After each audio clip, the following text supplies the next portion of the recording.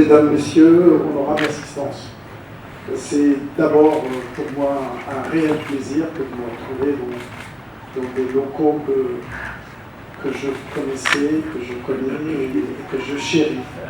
C'est un grand plaisir que de me retrouver dans cette belle bâtisse que j'avais laissée en construction il y a un certain nombre d'années, vers la fin de sa construction.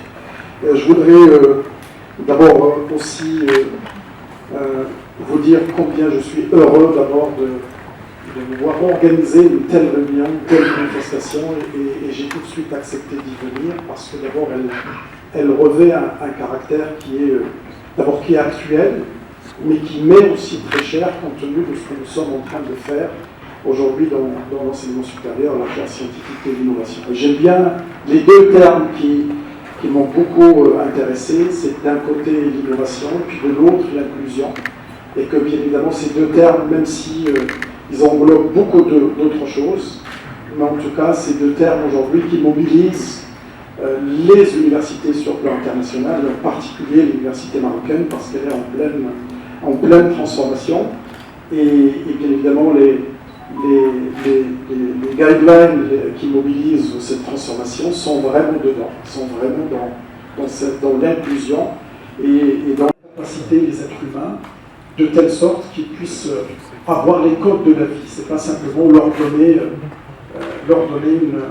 une voiture ou une maison ou leur donner un diplôme. C'est comment les capacités pour qu'ils soient capables de faire face à tout ce qui est en train de se passer.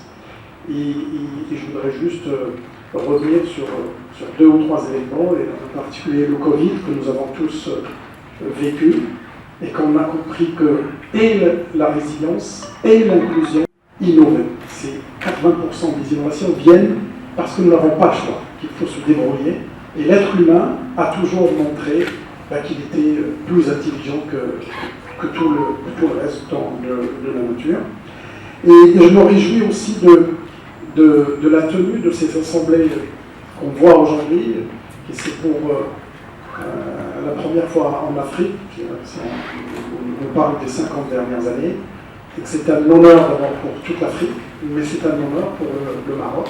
C'est justement un témoignage que notre pays a la confiance de tous les grands décideurs, en particulier le FMI, la Banque mondiale, mais aussi tous les investisseurs, même privés.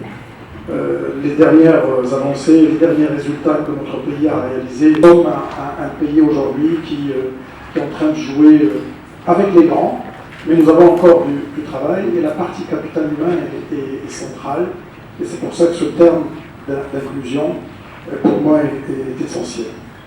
Le Maroc est très particulier à cette inclusion financière, mais en réalité, elle va au-delà. Vous avez aujourd'hui à l'échelle est arrivé, donc je ne laisserai pas passer. Vous avez avec nous, je veux dire, un des grands financiers du monde qui est parmi nous. Il suffit de taper Zawi sur Internet et vous allez voir où sont les Marocains. Merci beaucoup. Merci beaucoup, monsieur le ministre.